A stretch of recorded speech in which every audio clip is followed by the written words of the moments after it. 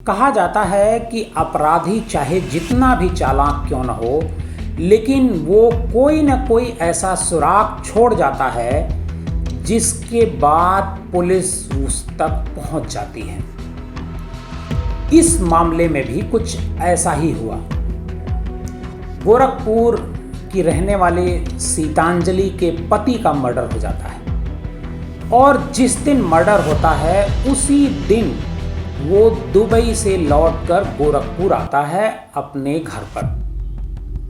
Police जब इस मामले की पड़ताल करती है तो उसे भी बार बार इस बात पर संदेह होता है कि आखिर जो पति 2 साल से बाहर रह रहा था, दुबई में रह रहा था, उसकी अचानक कैसे पहुंचने के बाद मौत हो जाती है, कैसे उसकी गला दबाकर हत्या की जाती है। आखिर कौन होता है जो उसके जो बियर में नशीली दवाएं मिला करके देता है। पुलिस जब इस मामले की जांच पड़ताल करती है तो उसे एक डायरी मिलती है और उस डायरी के जरिए पुलिस को यह पता चल जाता है कि इसके मर्डरर कौन है। मतलब कातिल उसी घर में ही छुपा हुआ है। आज के DNM शो में हम आपको एक ऐसी मर्डर मिस्ट्री के बारे में बताएंगे जो अपने आप में अजूबी है, दृश्यम फिल्म जैसी है। और लेकिन बाद में क्या होता है कि दृश्यम में तो उसका कातिल पकड़ा नहीं जाता है, लेकिन इस घटना में कातिल पकड़ लिया जाता है। नमस्कार, आदाब, आप देख रहे हैं DNM शो। DNM शो में हम अपराध की सच्ची कहानियां आपके सामने लेकर के हाजिर होते हैं। अगर आपको हमारी कहानी पसंद आती है तो हमारे इस चैनल को सब्सक्राइब कीजिए और इस कहानी को ज़्यादा से ज़्यादा लोगों को शेयर कीजिए। मामला गोरखपुर ज़िले का है, जो उत्तर प्रदेश के मुख्यमंत्री का शहर होता है। वहाँ एक गीडा इलाका है जो इंडस्ट्रियल एरिया जिसे कहा जाता है। वहीं उसी इलाके में एक गांव है मल्हीपुर। मल्हीपुर गांव के रामानंद विश्वकर्मा जो है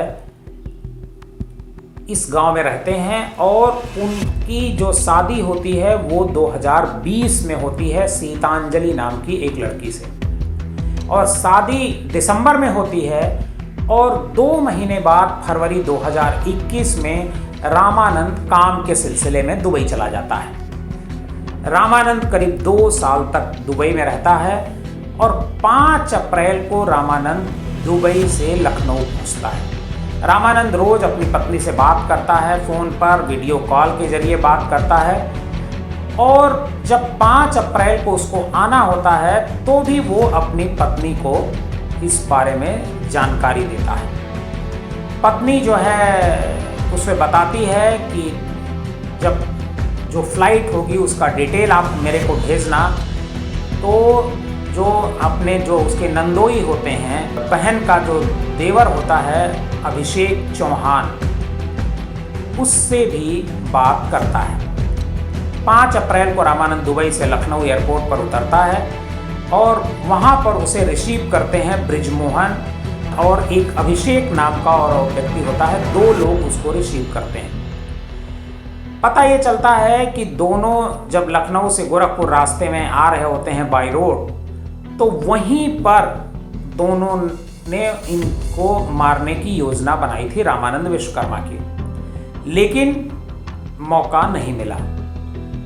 ठीक एक दिन बाद 6 अप्रैल को रामानंद अपने घर पर पहुंचता है सुबह, क्योंकि 5 अप्रैल की रात को फ्लाइट लैंड करती है लखनऊ में। 6 अप्रैल की सुबह घर में जो उसकी पत्नी होती है सीतांजलि, वो उसके साथ कुछ वक्त गुजारती है। और शाम का जब समय होता है उस समय जो ब्रिजमोहन और अभिषेक ये दोनों वहाँ पर पहुँच जाते हैं घर पर, और प्लान ये बनता है कि वहाँ पर बियर पी जाएगी और पार्टी की जाएगी। सीतांजलि सारा इंतज़ाम करती है और अभिषेक और जो ये रामानंद होता है ये भी बाज़ार से कुछ सामान लेकर के आता है। और फिर ये दोनों वहाँ से चले जाते हैं। ये कहते हैं कि पार्टी आज हम लोग नहीं करेंगे और कहीं हम लोगों को जाना है। तो एक तरीके से पार्टी कैंसिल हो जाती है, लेकिन चूँकि बियर आ गई होती है घर पर, इस वजह से जो रामानंद विश्वकर्मा होता है वो रात में बैठ करके अपनी पत्नी के साथ बियर पीता है। इसी बीच उसकी जो पत्नी होती है वो उसकी जो बियर होती है उसमें नींद की गोली मिला देती है। रात थोड़ी देर वो जगता है और रात को करीब 10:30-11 बजे के आसपास उसे गहरी नींद आने लगती है और वो घर में सो जाता है। रामानंद जब घर में सो जाता है तो करीब रात के 1 बजे के आसपास जो बृजमोहन हैं और अभिषेक, ये जो दोनों दोस्त होते हैं, इनमें से एक जो है रामानंद की बहन का देवर होता है। ये दोनों घर में घुसते हैं और घर में घुसने के बाद दोनों उसकी गला दबा करके हत्या कर देते हैं। अब हत्या करने के बाद ये समस्या होती है कि आखिर इसका शव कहाँ रखा जाए। दोनों उस शव को बाहर निकालते हैं और बाहर निकाल करके रातों रात ले जा करके एक पोखरे में फेंक देते हैं। सुबह जो है ये बात फैलती है और जो उसकी पत्नी होती है सीतांजलि, वो पुलिस को सूचना देती है कि उसके पति जग नहीं रहे हैं। और पुलिस आती है, जब जांच पड़ताल करती है तो पता चलता है पोस्टमार्टम के बाद कि इनकी तो गला दबा करके हत्या की गई है। पुलिस को जांच में एक डायरी मिलती है और एक टूटा हुआ मोबाइल मिलता है। पुलिस जब मोहल्ले वालों से भी पूछताछ करती है लेकिन कोई खास जानकारी नहीं मिलती है। उसी डायरी में एक तस्वीर भी मिलती है कि जिस तस्वीर में सीतांजलि बृजमोहन के साथ नजर आ रही थी। यही बृजमोहन जो सीतांजलि का ननद होता है उसका देवर होता है, ननद का देवर होता है। जब मोबाइल की जांच पड़ताल की गई, नंबर की डिटेल निकाली गई तो पता चला कि सीतांजलि अक्सर बृजमोहन के नंबर पर बात करती रहती है। पुलिस का संदेह जो है पुख्ता होने लगता है कि सीतांजलि और बृजमोहन इस मर्डर के पीछे जरूर है। जो डायरी पुलिस को मिलती है, जब उस डायरी को पुलिस खंगालती है तो पता चलता है कि जो रामानंद विश्वकर्मा है उसके साथ सीतांजलि की शादी तो हो गई थी, लेकिन उन दोनों के रिश्ते काफ़ी खराब थे और सीतांजलि उस डायरी में अपने रिश्तों के बारे में लिखा करती थी।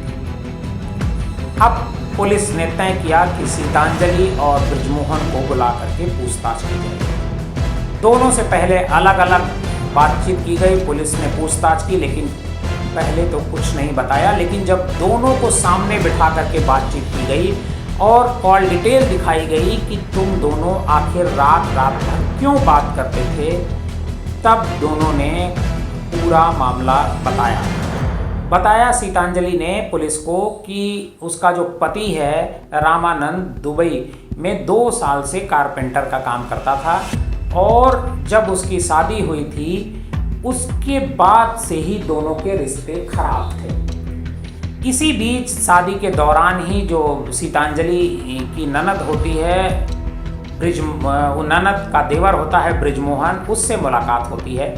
बृजमोहन बीटेक तक किया हुआ था और दिल्ली में रहता था, एक काम करता था। और जब बृजमोहन से दोनों और सीतांजलि की नज़दीकी हो गई, इसके बाद बृजमोहन और सीतांजलि मिलने लगे।